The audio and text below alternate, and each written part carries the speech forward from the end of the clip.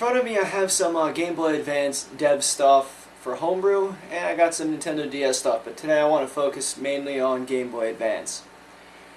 I have two main types of flash cards here, okay? I have a standard Game Boy Advance flash card. This is a Flash 2 Advance 256 megabit cartridge. Over here is the M3 Lite. Well, they call it a movie player, but what it does is this card actually uses really small trans-flash SD cards, where I put my data on this card, insert it inside this Game Boy Advance cartridge, and then insert the cartridge inside the Game Boy Advance. There's no need to buy a cartridge like this and then use your Game Boy Advance in multi-boot mode with a special link cable to send the code to the cartridge, or buying a cartridge with a USB programmer. Now, the advantage of this is you can actually have a lot more storage capacity. This has 32 megabytes, this has 1 gigabyte right now. Now, there are other brands of these loader cards. There's the S3 movie player, I believe it's called, with the Crystal Engine. There's also just something called the Game Boy Advance movie player. In my opinion, the S3, or the Super Card, is inferior. I think it's actually just a ripoff of the M3, as if they just kind of cloned it. I've heard a lot of bad things about the S3 and the Super Card, because you have to go and patch ROMs for file systems and patch your SD card or your compact flash depending on what you're using. In my opinion, the M3 has to be the greatest all-in-one solution. Out of the box, this thing actually has a bootloader, which allows me to play movies, music, read text files, read ebooks, check out pictures. They got a whole bunch of stuff. But let's go to the Game Boy side. Oh, real quick. The M3 also comes with the, because it's the M3 Lite, this is the actual cartridge.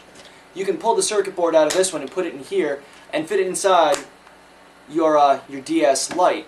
And with a Pass-Me card, you can now boot code off your Game Boy Advance, your Advance cartridge, or the M3 Lite, or the M3 adapter that's designed for the Advance, in your Nintendo DS. So what I'm going to do is, I'm going to go and load up the Game Boy Advance SP, and I'll show you a couple of nifty little things for Game Boy Advance Homebrew. Alright, standard Game Boy Advance, booting up. The card is actually going to say not licensed by Nintendo for legal reasons, but whatever. And here's the GBA movie player, the M3 movie player. The main on-screen selections you can have are games, movies, music, ebooks, pictures. I'm not going to get into the file formats of what the movie can play or the audio. You can go to their website and figure it all out. You're going to have to use a type of file converter. Well, let's just pretend that you don't have a fancy schmancy M3 movie player. Let's just pretend you have just a general flash card, and you want some kind of application to use as some kind of multi-boot menu system. And for that, we have PogoShell. PogoShell is really great because you can actually go and navigate the file system of the card as if it was like a standard file system. You can go through the ROM, the SRAM, or we can go through the what they call the CRAM ROM FS. If you go to the ROM, you can go, they have plugins and stuff that are really great, you know, the NES emulation, Super Nintendo, Genesis, Atari, 2600, you know, really great stuff. They also have movie player plugins, they've also got textbook reader plugins. So through this shell you can do pretty much every single thing that the M3 card can do. It's just, you're limited to whatever space your card already has.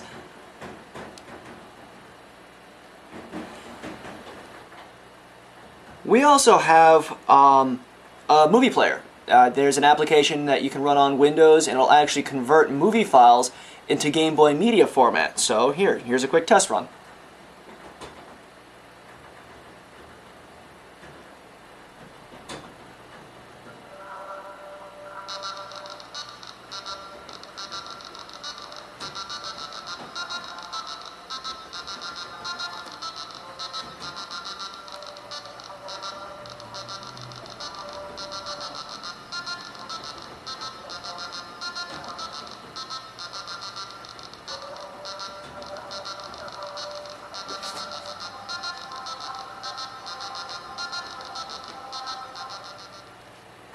Of course, it doesn't have the best resolution, and it's, you know, the bit rate's kind of low and the screen's kind of small, but you know, if you want to put a couple of music videos on your Game Boy Advance, or you know, you got a couple of really quick, cute clips you want to go and show your friends off YouTube or whatever. Alright, it's one more thing your Game Boy Advance can do. Next runner-up is what they call MP3 Advance. What it does is it allows you to play MP3s or converted music formats on your Game Boy Advance. Me, personally, I feel it's kind of foolish to have any kind of music on a Game Boy Advance without an appropriate shell like Pogo Shell. I think Pogo Shell has an MP3 player plugin, because this program, the Music Player Advance, will actually, you'll have to convert all your MP3s. What I did with this one is I created a TTY terminal transmission, so I can use my Game Boy Advance to go and send predefined TTY terminal messages. So if you got a TTY terminal decoder, try it.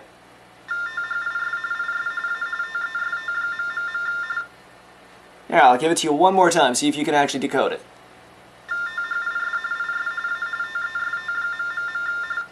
And to be God honest, I have absolutely no idea what it says. This is actually a really old ROM from a very long time ago. As a lot of people know, I'm a big emulation fan, especially the NES. I love my NES hacking. I love my NES ROMs. Okay, NES emulator. Yay! You have to also understand that the screen resolution will not match, like an NES screen resolution will not match the Game Boy Advance, so there will be some artifacting. But they've actually compensated. All I can say is check out the NES emulator for Game Boy Advance and check out the features. It's called Pocket NES. I'll put some links into the show notes, but hey, it's NES in your pocket. Of course, classic disclaimer, you know, running ROMs is illegal, it could be, blah blah blah, I don't care. There's also Super Nintendo emulation, which, to be honest, is a little bit on the laughable side. It's more for novelty. It's very difficult to play, especially because you don't have enough buttons on the Game Boy Advance to, you know, no XY button. However, you can plug a you're loud. You can actually plug a Super Nintendo controller into your Game Boy Advance SP or Game Boy Advance serial port slot. Great, fun stuff. There's also other emulation like Atari 2600, Zilog, Z80, Genesis, TurboGrafx 16, I think. I mean, there's a whole bunch of emulation for the Game Boy Advance. The only thing I can say is, you know, choose your emulator and figure out which ones work best for you. Next on the list of fun, useful is the Game Boy Advance Picture Slideshow. It does quite that. It's a picture slideshow. Use some software, a PC side, and you make a Game Boy Advance ROM file of pictures. When I was in college, I was actually able to use this to put a whole bunch of you know, crib sheets and I guess you call them cheat sheets with formulas and just references like, you know, Ohm's law, Faraday's law, Kirchhoff's law, Boolean algebra, a whole bunch of great stuff on the on my Game Boy Advance. And then if I needed some kind of data sheet or some kind of information, I can pull it up right there on my Game Boy Advance. In fact, my teacher made a snide comment about playing games in class, and when I showed him that I was actually using my Game Boy to pull up data sheets on microcontrollers and components that we're using, and I actually scanned some of my textbooks and put them on my Game Boy Advance, he promptly shut the fuck up. Well, there you have it, some general purpose Game Boy Advance homebrew. You got some really great stuff. Something I wasn't able to actually show you guys was the Game Boy Advance GPS. The Game Boy Advance has a serial port on the back, and what a very talented individual is able to do is, using just standard household components, wire a serial GPS receiver into the Game Boy Advance. From there, he created a computer program that runs on Windows. I think it's Windows only, sorry everyone. Where it uses Google Maps and input from you to create a ROM file, a Game Boy Advance ROM file, where it'll take the signal off the GPS through the serial port and display on a map on the Game Boy Advance screen where you are. It'll also give you your latitude, your longitude, your heading, all that stuff, waypoints. I think that's pretty interesting because a lot of us will have some kind of GPS unit, whether it's USB or serial. USB ones do have a serial connection on them somewhere. You just have to go and kind of get in there. And that's why I got Velcro on the top of my Game Boy Advance and on the bottom. Put the GPS on the top, the battery pack on the bottom. You can use your Game Boy Advance SP for geocaching or as a general purpose GPS unit. So, you know, Game Boy Advance Homebrew brings us a GPS unit, movie players, music players, picture slideshow, really great homebrew games and applications like Cool Paint, Arkanoid Advanced, a couple of Mario derivatives, a couple of Sonic games were made. You got some really great games, you got some really great applications, so, oh, plus emulation. Thumbs up for emulation. Thumbs down for bootlegging ROMs. Screw you if you want to go and steal games. Hi everyone, my name is Codename Gamma, and I'm here to show you how to install Linux on your Xbox by shoving this little penguin up the Ethernet port of your Xbox and making it run nicely with your other Xbox applications without losing that original functionality. So let's go ahead and get started. So what we're going to do is start Internet Explorer or whatever your browser is, and we're going to go to xdsl.org.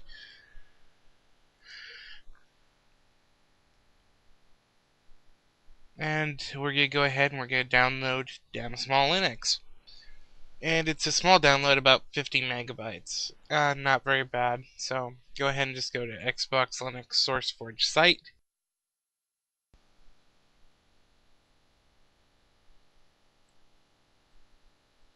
And go down over here, and we're going to go to XDSL 0.5. And go ahead and you'll want to go ahead and click download.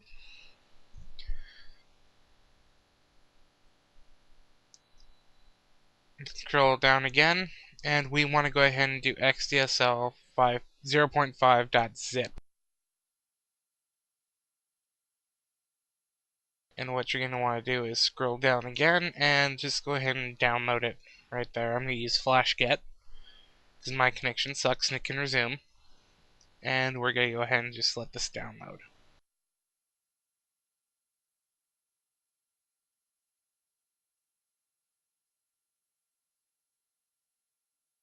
And yeah, like I said before, it's not that big. Actually, this is 43 megabytes. So once it's done, go ahead and exit out of there and go to where you downloaded it. I just have it on the desktop right now, and you're going to open it up, and you're going to want to go ahead and copy the README and the XDSL ISO. And just extract those to your desktop or whatever your working folder is. Open up the ISO, and in there you have a folder called Noptics and a bunch of them, and then default.xbe. I already made a folder on the desktop, which I'm going to extract, called XDSL. And then you're just going to want to go ahead and drag the Noptics folder in. Let that extract, default.xbe, linuxboot.xbe, and then go into Noptics and drag the last two files in. Go ahead and go back, and now we can go ahead and close out of this. And we're going to want to leave this open because now we got to make some changes. So you might want to go ahead and open that with WordPad and make that big so you can read everything. And what we're going to be doing is we're going to be doing an FTP install, and you're going to want to go ahead and copy that title, DSL, all that stuff that I'm highlighting right now. Copy it, and we can minimize that, and then go to linuxboot.config, and we want to edit this file as well. You can open it with WordPad and replace all the lines with the one that you just copied from README. And we want to close that.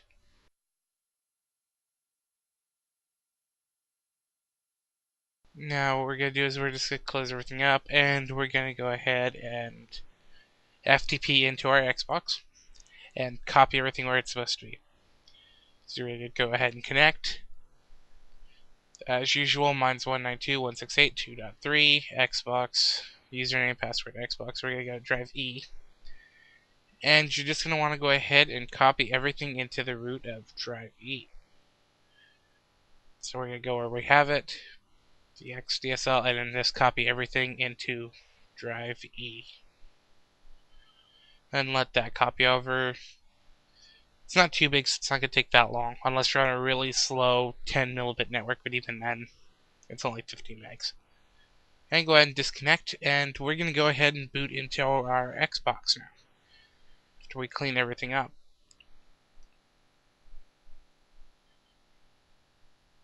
Okay, so we're now on the Xbox side of things, and we're gonna boot it up.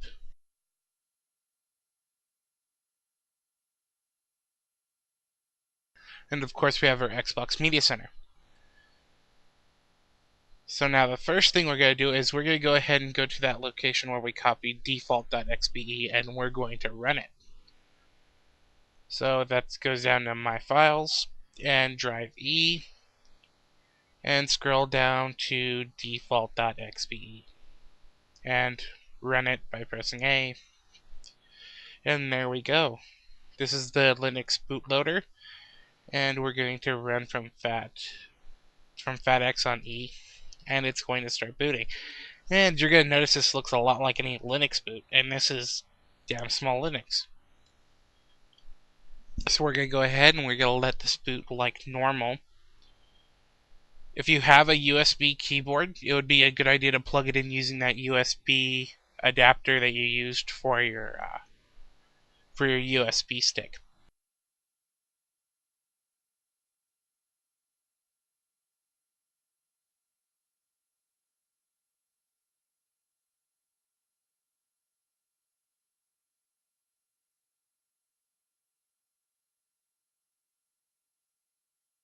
And then as you can see, the desktop came up and we have a virtual keyboard. It's not quite done loading. Once you see the bars back there, that's your gauges and stuff. And that's when you can tell it's fully done loading. And you use the gamepad to move the mouse around. So that's how you can do it. If you don't have a keyboard, you can use a virtual keyboard, even though it sucks. I don't use it. I have a USB keyboard, so I'm going to exit out of that. And the first thing I want to show you is Firefox. And as well, no, actually you can see here that the first thing, we have a bunch of applications. We have Firefox, we have a writing program, we have a PDF viewer, we have a multimedia program. So the first thing we're going to do is set up our network card. We're going to get a system, and we're going to go net setup and then net card config. We're going to run it, and then it's going to ask you use DHCP. If you have a DHCP on your network, your computer automatically gets the IP address. You want to go ahead and go yes to that. Since I don't, I'm going to have to put in all these settings manually, and these will save every time XDSL boots. It will automatically go to the IP address you tell it to this time. It's just a bunch of these simple questions.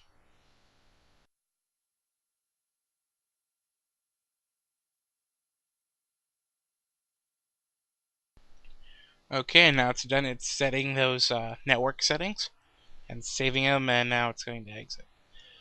So now that your network is set up, you can go ahead and go to Firefox here, and you should hopefully get to the home page.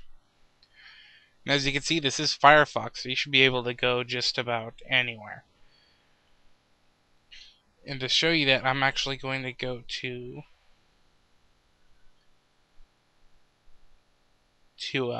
bsod.org, bsodtv.org, sorry.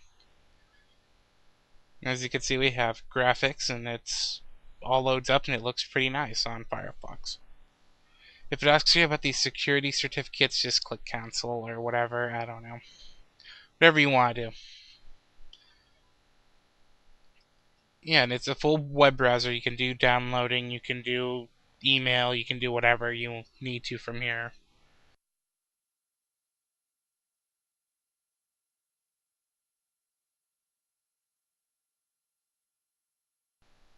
Then we're going to go ahead and we're going to go file, and then we can quit.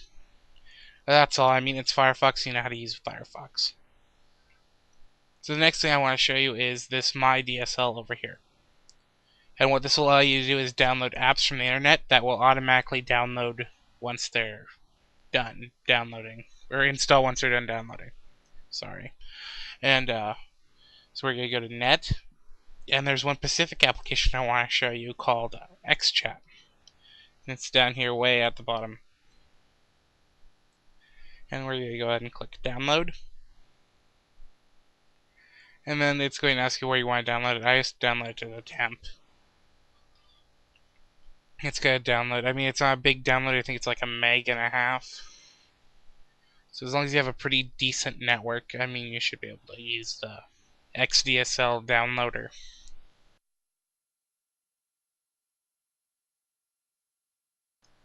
And I mean, these apps are pretty simple to do. I mean, there's tons of apps in there. You can just pick from almost whatever. So we're going to go ahead and run XChat, and we're going to actually go into the BSOD IRC chat room. If you've never been in there, I mean, maybe your computer goes down or whatever and you have XDSL and you need help from us to get it working. This would be a great alternative if you don't have another PC that you can get on IRC with. So you want to go ahead and set your nicknames.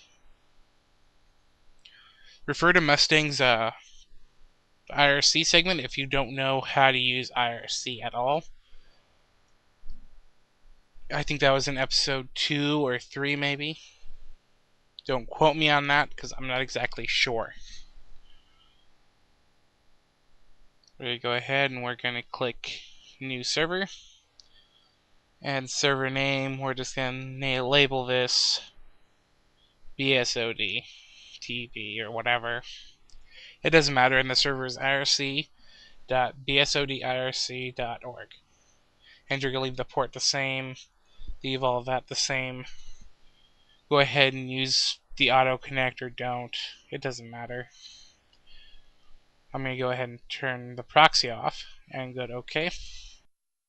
And we're going to go ahead and connect to it.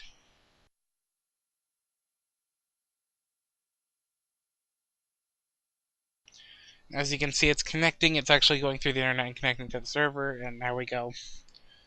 We are connected to the server. Now we're going to have to use the join command and join the room IRC or BSOD, which is the main chat room. And there you go. You can see everyone is logged in. You can type your messages in here and start chatting right off.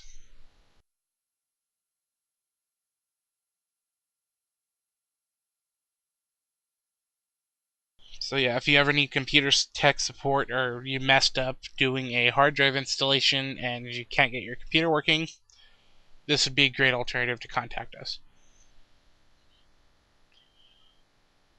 So since that's done, I'm going to go ahead and we're going to quit. And you know, there's a DSL downloader. There's almost 200 applications, if not more. So I mean, if you need something, there's a bunch there. There's also, you know, a built-in FTP client. There's a built-in VNC client. There's tons of stuff. So what we're gonna do is, there's also a bunch of servers. If you go to System and you go to Daemons, there's an SSH server, and there's an NFS server, web server, and an FTP client or an FTP server also. So if you need to host those files on your network for like a LAN party, or at your office or whatever, you could just copy your files onto your Xbox, pick it up, and go. And of course, the DSL applications will be under the MyDSL. That's there. So, you know, that's pretty much it. It's a small client, easy to configure, easy to use. So we're going to go ahead and we're just going to shut it down.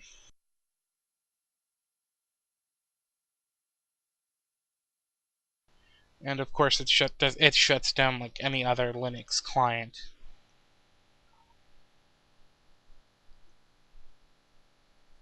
And it's pretty fast, you know. It's better than... I was going to show you Gentoo X, but it was way too slow and laggy because it has to do a lot of swapping. So now if you turn your Xbox back on, it's going to just come up like a normal Xbox. There's no... You can still use it as for its original functionality, play your games or watch videos or whatever. But now you can do Linux on it and browse the web. So I hope you liked my segment, and visit my website, www.codenamegamma.com, and check my tutorials for on how to do this installation, and check the show notes. This has been Codename Gamma, and have a wonderful day. In this segment, I'm going to show you how to use your radio scanner to intercept data. Here's my Bearcat BC700A scanner. What you're going to have to do is something called a discriminator mod. There's a chip inside here. If you remember my previous segment, there's a chip in here that'll basically discern between what is audio and what is static. What we need to do is we need to go and tap in before this filter chip called the discriminator and bring an external connection to the outside of the case. So I'm going to go and give you an alternate view of what you have to do. Here's my scanner. I saved you the trouble of watching me unscrew boring screws, yippee skippy, and I take the cover off. Now there's a chip in here that's called the discriminator chip. Basically what it does is it's the actual audio filter that discerns static from actual radio signal. That chip is right here inside my unit. If you go on Google, I'll put this in the show notes, and you type in discriminator mod, you'll actually get a list of known discriminator chips and what pin you have to go and tie into. So I flip my unit over, and I soldered a wire onto the appropriate pin, and I soldered another wire to ground. Now you can use any kind of the RF shielding. You can use the negative wire on your power input, or you can actually just use the shielding itself over here. I then drilled a hole inside the case and mounted a standard headphone jack. This is relatively simple. Of course, as you see, there's a lot of unpopulated space in here. If you're using a radio like my Pro 95, you're not going to have much room to do that. And of course, newer radios are going to have smaller outline chips, so you might want to go and open up your radio and check out the size of all the components inside and have some decent soldering skills. Although, if you saw episode 2 and you've been practicing your soldering, by now you should be more than adequate enough to do this mod. Now, to get the data to your computer, there's two ways of doing it. You can either hook a headphone jack or whatever connector you decide to use from here into your audio card and basically spit out the unfiltered, unedited raw audio to your sound card and use an application that uses that audio and processes it. Or what you can do is create a circuit that'll plug into here and take the raw audio and turn it into actual binary data. I'm going to show you the method of hooking it into your audio card because it's relatively a no-brainer and it's relatively supported nowadays. So I'm going to go put my scanner back together and I'm going to show you the PC side. PDW is software used to decode pagers. You might think not too many people use pagers nowadays, but a lot of hospitals do. First thing you have to do is go to your interface and set up your audio properties. You have to select the recording controls and then select whether you're using microphone or line input. Once you do that, you just have to adjust your audio levels to make sure you have a good audio input. Otherwise, you'll get corrupted data. From this point on, you just sit back and relax and wait for the data to come in. Now, this is where things get a little creepy because you can actually hear interference, you can hear data coming in. Now, like I said, you might not think too many people use pagers nowadays, but hospitals and lawyers use them quite often because they don't interfere with a lot of technology. And here we have pager data coming in. A little bit about law. It might be a crime in some states or countries to intercept certain forms of radio communications and decode them. I'm not sure. You might want to go and check in on that. But I know for a fact in the United States of America, intercepting pagers does not constitute a crime. Now, you can also go and intercept mobile data terminals, trunking data, eDACs, and all that fun stuff. I'll actually put in some links to the show notes of different types of data that you can actually listen to and intercept using just a sound card and a computer. Hey everybody, this is Xprov from xprov.com, and I thought today I'd give you a few basics over how to do some basic soldering and make it look good. Because I know Fox has gone on there, a couple of projects, and they look all great and everything, but we never exactly got the grasp on how to get that perfect soldering job on those PCB boards.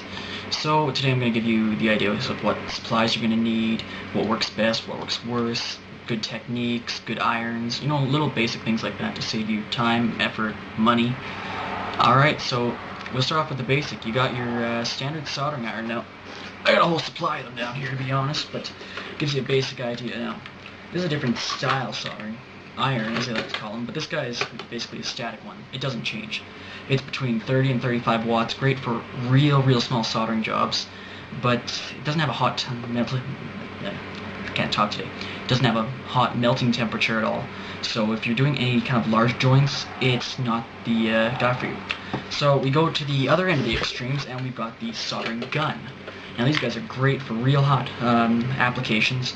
They're great for real large joints, but if you're trying to do anything small, or you're trying to do work with any equipment that's, how should we say, not very tolerant with heat, then basically you're screwed with one of these guys. So we like to go on something with the middle, which I've actually already got set up at my soldering station. However, it is what we call a variable wattage solder. We got a little dial down here that gives us a different temperature range, so we can choose how hot we want it to turn heat up to, what types of solder we want to work with, etc. And it's got a real nice small point, so we can work with smaller joints. Now, I personally don't like this model because it's got a very long neck, so it's a little difficult to work with, but if you can find something out there, Weller brands and stuff like that, I mean, this is a $25 Canadian fix, whereas you can go upwards of $180, so, you know, for the price you're getting, it does the job. Alright. So that gives you an idea of your soldering irons. I mean, for the most part, I say around 45 to 50 watts is generally a nice area to do soldering, but once again, that's dependent on the joints that you're doing and the small stuff you're working with. Alrighty, your next best friend, alcohol. Now, this is, in this case, this is isopropyl. You may know it as rubbing alcohol. It's purely, in the end, you're wanting to clean off all your joints. You want to make it the nice clean solder. You want to make there be no dirt in your joints. You don't want any particles in there that could basically cause you not to get the best connection, because that's what we're going for, is the best possible connection with the least possible chance of damage. So with these guys, in combination with a standard little brush of some sort, you just go, it would allow you to scrub off your joints, make them all clean, make them all perfect. You're also going to need it clean for what some people love, some people hate. I personally think it's great for making it look nice. Flux. Simply put, it's tree sap. What does it do? You apply heat to it. Wherever it's touching, it transfers the heat like water. It's like boiling a cup of water. You attach heat to one point, it goes and distributes it all around. That's really nice for when you're trying to get a joint and you have this whole solder platter of some sort, and you basically want to go and you want to share the heat around so the solder will spread out nice and evenly instead of just staying chunked in one spot, or even on your iron. It happens. And to be honest with you, those are the basic tools, I mean, to doing soldering. There's a lot of extra pieces of benefits. I'll be showing you. I might be using this guy, I might not.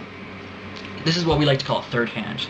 Now, I actually went and added on my own little third hand to give it a fourth hand in essence. These guys you can pick for about $10 American down at your local Radio Shack, or up here in Canada they call it the Source. And the whole idea is, when you're doing a project, you want to be able to hold it in place.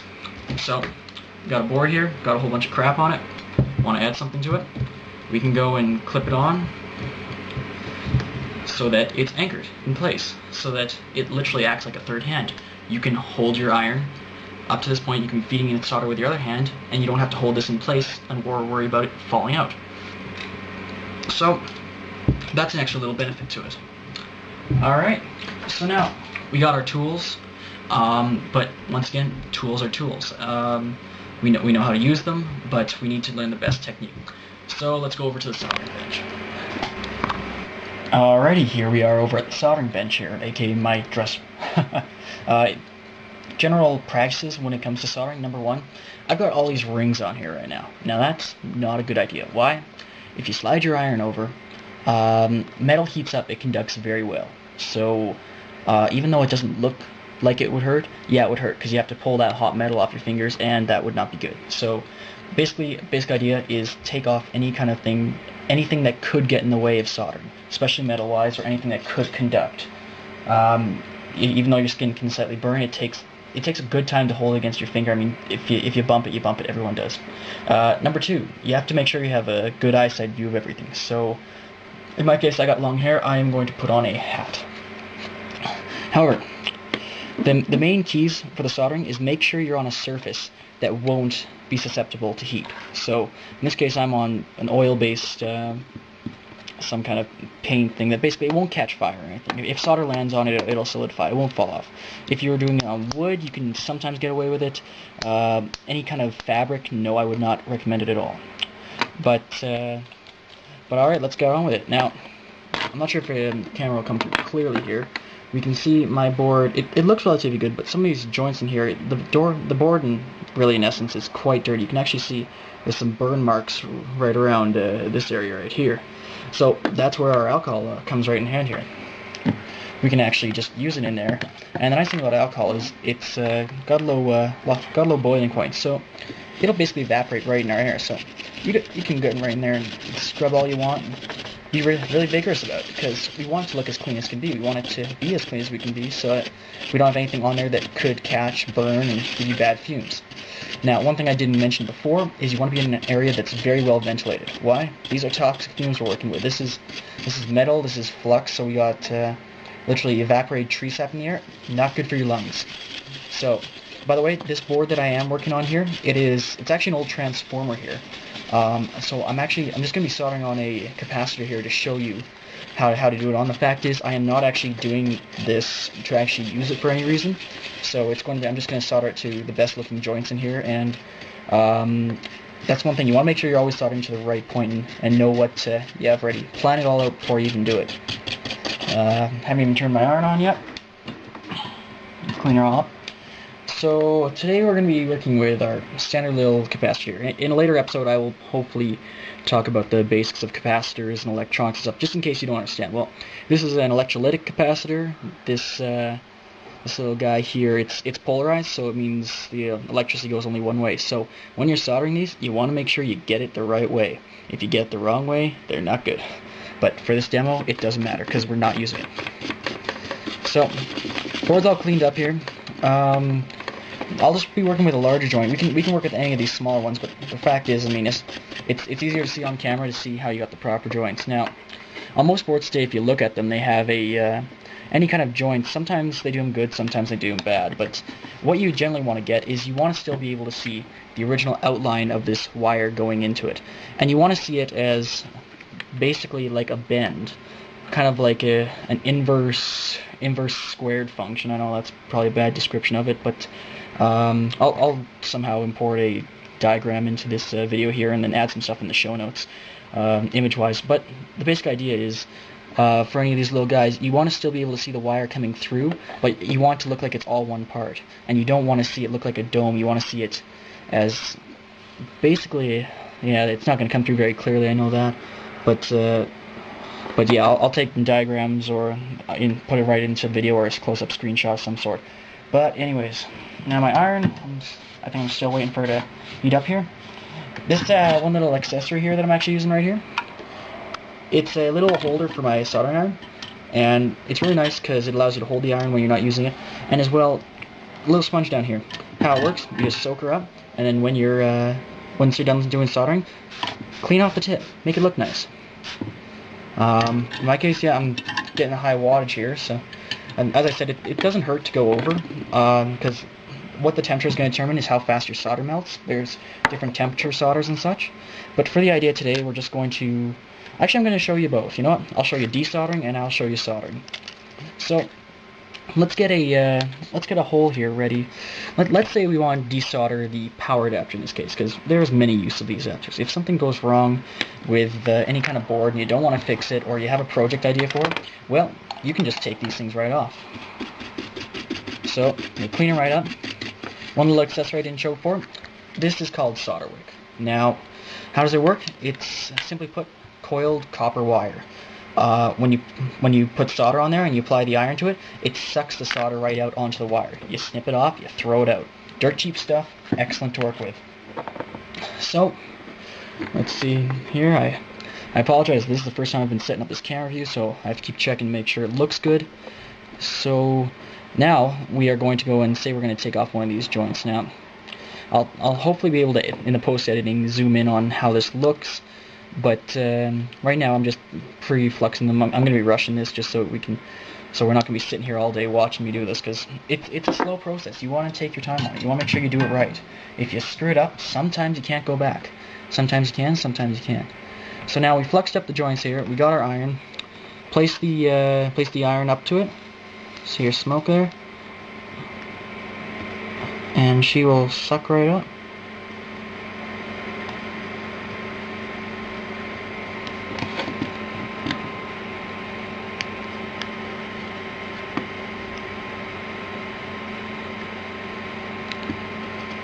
Now, just in doing this, I actually, with different solders on different boards, you have different temperatures. So right now I was just using the standard one of mine. It took a little bit longer. So you have two options. You can be patient with the rest of them, or in my case, if you're ignorant, you can go and crank up your temperature. I'm going to go up to about 50, 55 watts.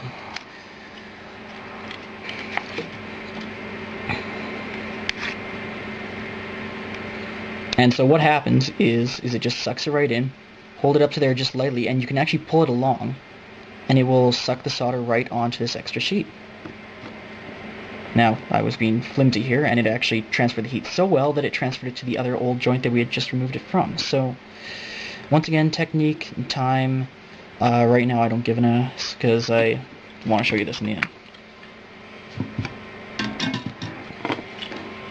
So, we can use the alcohol to clean it off afterwards. It's not exactly very clear here, but basically it just went and it removed all the solder along that, along those pins there. Now, I'll just take off the other 5 here. This will be cut out in the video here. It'll be sped up so we can actually get to the actual soldering part. Alright. Okay. There we go. The adapter's right off. The joints are very dirty right now, actually, so we will clean those off again with our friendly diddly alcohol over here.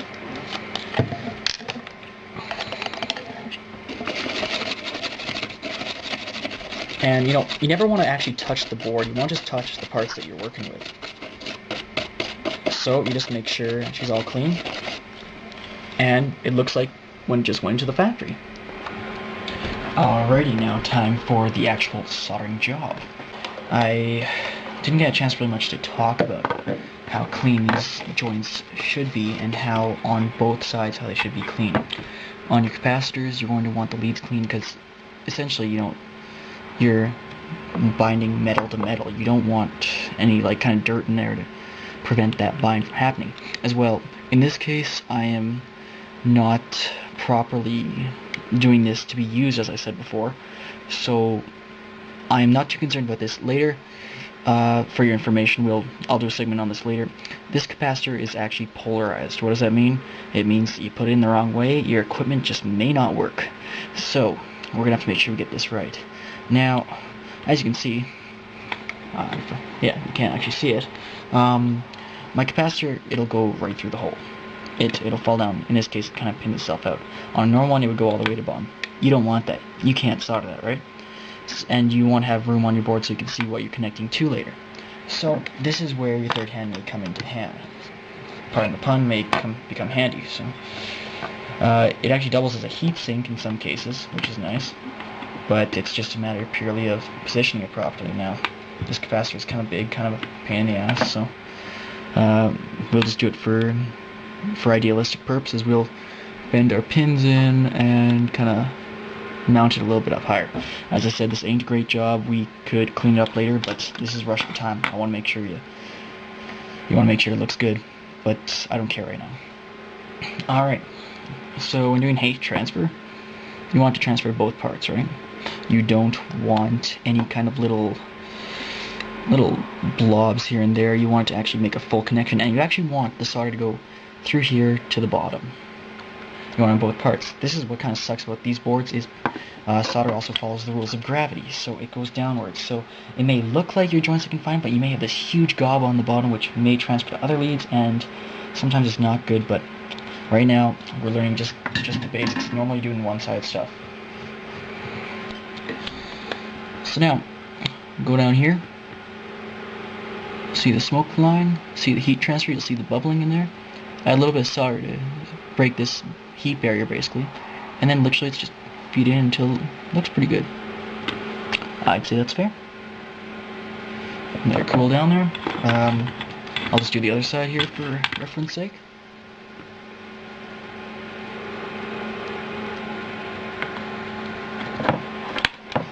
Alright, and then let's, as I said, this is not a good technique, but I'll do it just so it looks nice here. Alrighty. We have a vertically standing capacitor. Scrub around, make it look nice. It's still hot here, so it's smoking. But that's okay, because alcohol will just evaporate and it doesn't do any damage to it. With some of these you can scrub really vigorously. With other joints they are very very lightly soldered on. When you get to real small PCBs and into cool, nice microcircuitry there, you have to be a little more delicate. But with these huge joints, you can just go right at it to make sure that there's no excess crap around it, to be honest. So, actually on this board that I was working with, sometimes these boards are double-sided with their plating. On this board, there's actually nothing on the other side, but you can see the wire. This camera, as I said, is not the greatest, but the wires are coming right out. On the other side, we've got our joints nice and rounded out. I'll try and take photos of this. It's, these cameras ain't great when it comes to autofocusing close-ups, but basically it goes up like I think it's concave. Correct me if I'm wrong, but that curvature that kind of it's hard to show on camera. I will just draw it out in there. But anyways, that's your basic joint right there. That's how you connect two leads, and that's how simple it is, honestly. Now, I can try and give you an example here of why the flux in the alcohol is really nice. Well, say working on this guy here. Don't have flux, it gets all uneven. You can add it in there, and in this occasion I'm hot enough, but you can see when I pulled it away, it went and it left this little divot on it. It's kind of hard to see here, but you can just see right in that brightness level on this little guy right here that it's actually kind of curved. You don't want that. You want a nice smooth fillet. So that's your basic breakdown of soldering. I can give you more tips in the show notes, but other than that, there's very little difference to this and any other soldering techniques. But this is the one that you'll be working with the most, especially in projects like Fox works on, or anything like that. If you want to take it beyond the prototype stage. Alright, everybody. This is Xprof again from xprof.com. Feel free to visit my website, although I haven't really set it up yet, to be honest with you. Either way, I'll leave this all in the show notes, and I'll see you guys in the forums or on the chat.